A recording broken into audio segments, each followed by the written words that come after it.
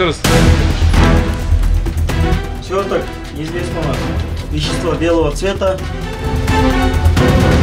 Улуттук коопсуздук мамлекеттик комитети Бишкек шаарындагы түнкү эс алуу жайларына рейдтик иш-чараларын өткөрдү. Бул текшерүү мындан бир нече күн мурун Чекет YouTube каналы чыгарган видео материалдын алкагында ишке ашты. Видеодо маалымдалгандай Бишкек шаарынын так ортосунда ЛГБТ коомчулугунун эс алуу жайы бар экени, анда аталган жамааттын өкүлдөрү жүргөнүн көрсөтүп берген. Бул жер кандай бар? Жөнөкөйлө бар. Жөнөкөйлө бар, жаш балдар, жаш кыздар келип эс алат. Өзүңүздүн жеке оюңуз кандай? Что со всех сторон снимают, я не понимаю. Мне покажи. Снимайте.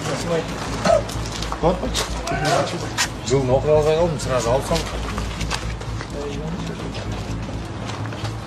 Бул видео коомчулукка жарыялангандан кийин УКМК Бишкек шаарындагы жаштарды салттуу эмес жамааттарга тартуу жолу менен коомчулукту бузукулукка багыттаган, ошондой эле банги каражаттарды колдонууга шарт түзгөн түнкү клубдардын ишмердүүлүгүнө бөгөт коюу максатында Комбинат Плюр, Кац жана Нокс аттуу түнкү клубдарында текшерүү иш-чараларын жүргүздү. Анда имарат толугу менен тинтүүгө алынып, клубда эс алып жаткан ар бир жаран жана кызмат көрсөтүүчүлөр текшерилди.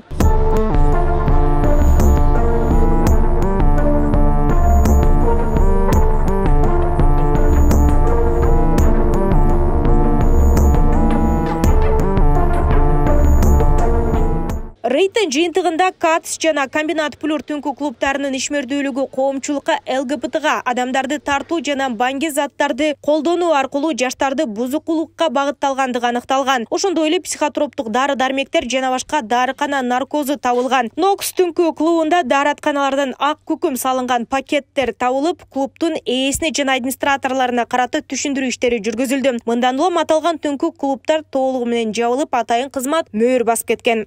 Сверток неизвестного вещества белого цвета в количестве 3 пакетов, мини-пакетов.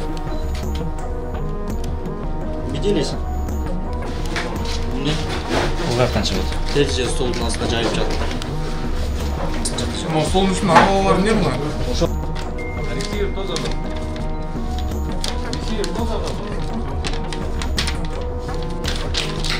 Эта сумка кому? Вам принадлежит? Тоже ваша, да?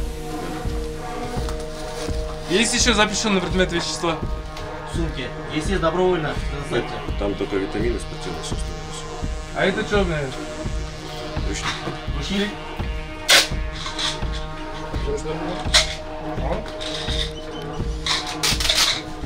Ал эми табылган психотроптук жана банги заттар боюнча тиешелүү экспертизалар дайындалып, жыйынтыгында аталган түнкү клубдардын ээлерине жана администраторлоруна карата алардын аракеттерине укуктук баа берилери кабарланды.